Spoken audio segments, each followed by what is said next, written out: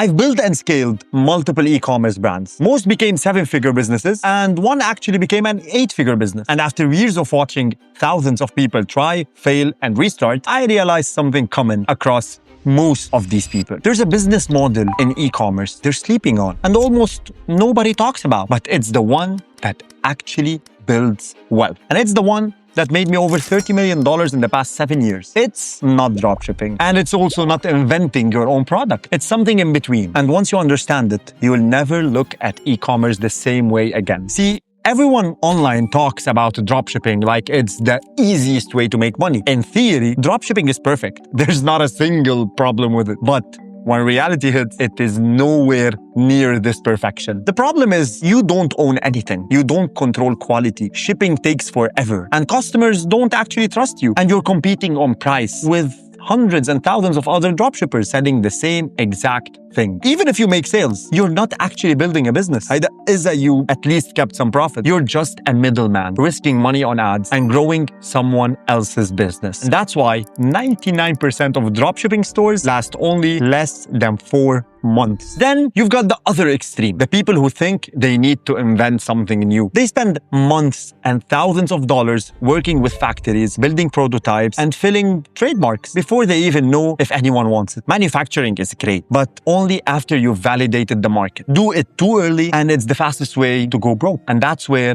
the real opportunity is, right in the middle. And it's called private labeling. You don't invent something new. You take a product that's already proven to sell somewhere and you make it better. You control the packaging, the branding, the positioning, the entire experience. You build trust, improve margins, and scale safely because you own everything. And now you're not competing on price. People will choose you for your name. It's the best of both worlds. Low risk, like the idea of dropshipping, because the product has already proved its demand and you can buy a very small amount. And high control, like manufacturing, because it is your brand, your story, your fulfillment, and your operation. And let me explain this to you in very simple terms. Like, let me take this water bottle, for example. Let's go ahead and make your own water brand. Let's call it Jad's Water, for example. I reach out to the factory that produces those bottles. I send them my logo and my branding, my name, and they produce the same exact water bottle. I can even change in its design or color, but with a different trademark, and they ship it directly to me. And then I go on social media, I promote it probably better than them, and I add my own twist and start selling. And now I have a legit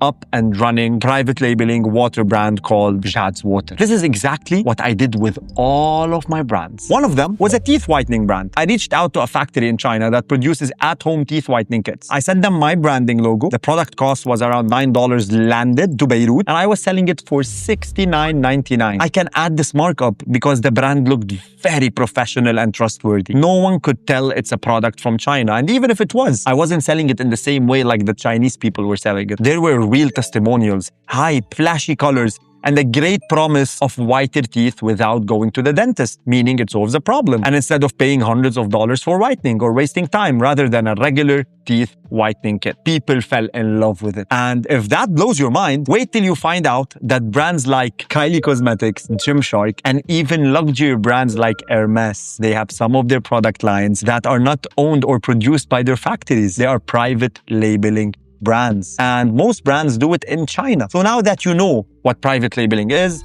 here are 3 steps you need to follow to have your own private labeling e-commerce business. Step 1. Go to Instagram and TikTok and start scrolling until you find an e-commerce brand that shows demand and is doing really well. I will add a little surprise in the description for this strategy as well. Step 2. Go to Alibaba and research for the same products this brand is selling. You'll find hundreds of suppliers for it. Order some samples and ask yourself, how can I make it better? And not better in terms of reinventing it, but better branding, better positioning, better promise. Step 3, start pushing out as much content as you can. Work with micro-influencers, build a website, and start selling. That's how you win in e-commerce in 2025 and 2026 and years to come. You don't need to invent the next big thing. You just need to take what already works and build a better story and ecosystem around it. That's the model that no one talks about. It's the model that creates real brands, real assets, and long-term income. So if you're serious about building your first profitable brand this year, and if you found this video valuable, first make sure to subscribe, because I'll be posting videos like these every week that will help you finally start your online business and scale it to hundreds